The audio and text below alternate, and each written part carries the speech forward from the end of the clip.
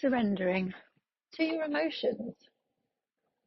This might be a quick one. It's really cold and the dog's almost turned around and gone home because she's had enough. I mean, it's definitely not the weather for May. Aha, here she comes. Anyway, today I want to talk about a book I read when I was really trying to work through how you let go of things, in particular your emotions, which can lead to thoughts and thoughts can lead to emotions, blah, blah, blah. It goes round and round. And most people are trying to fix their emotions. That's what I really noticed. Instead of feeling them and sitting with them. And that's why we tend to stay completely stuck. And emotions are really what they are is energy, and they need to move. They need to move through you, and they don't need to be managed by your mind. And so, as I was saying in one of my other posts, this is for me the third layer of healing after spiritual and the mental layers. And you can't really think your way through this one or talk your way through this one. You just have to feel it. So the book that I'm referring to was David Hawkins. He wrote a book called Letting Go. I think it's called The Path to Surrender. It's a really good book. It's quite big, but it's very easy to read and very interesting. And he talks about emotions being dissolved through surrendering to them, not suppressing them, and not trying to think your way through them either. So you're not like trying to fix that they're there. You're not analysing it. You just let them be. And this is an interesting concept because most of us don't like to sit quietly without a phone these days, let alone sit with an emotion that doesn't feel that nice for us. But the way that he talks about surrendering to emotions so that you can work through them is by feeling the emotion in your body. So you don't even have to name it and judge it or do anything about it. You just have to let it be there. And you kind of just get very quiet, like all the work is always about getting quiet, sitting with it, noticing where it actually is sitting in your body, and then breathing and letting it come up into a peak and then just releasing it.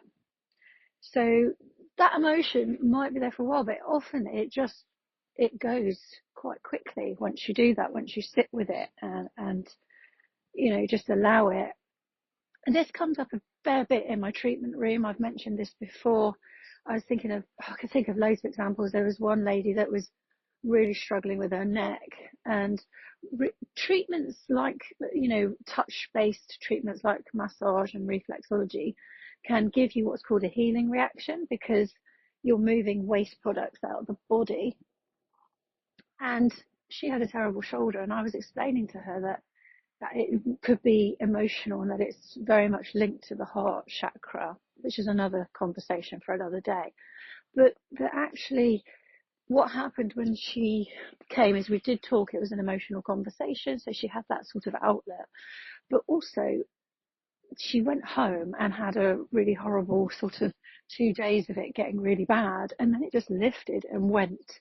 And I really believe that's because she was able to just sit with it, acknowledge that it was there, and then let it go. And similarly, I mean, literally just the other day I was talking to somebody who felt blocked, didn't really know why, but emotionally blocked.